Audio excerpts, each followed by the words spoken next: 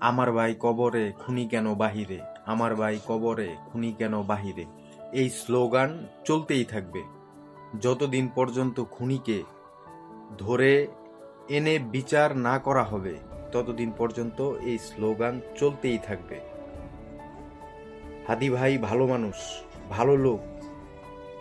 Open রাস্তার মধ্যে গুলি করে হত্যা করা হয়েছে। এইটার বিচার যতদিন পর্যন্ত করা না হবে এই বাংলার মাটিতে, ততদিন পর্যন্ত এই স্লোগান চলমান থাকবে, চলতেই থাকবে।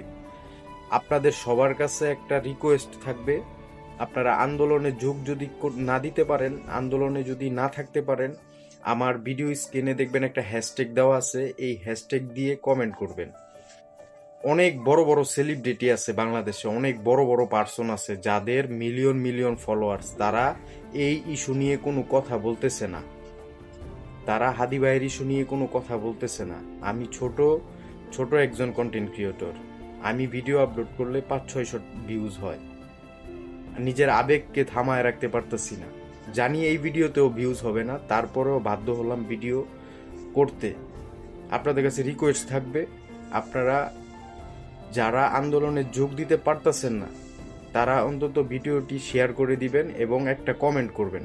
হ্যাশট্যাগ, যে হ্যাশট্যাগ স্ক্রিনে দেওয়া আছে, এই হ্যাশট্যাগটা দিয়ে একটা কমেন্ট করবেন।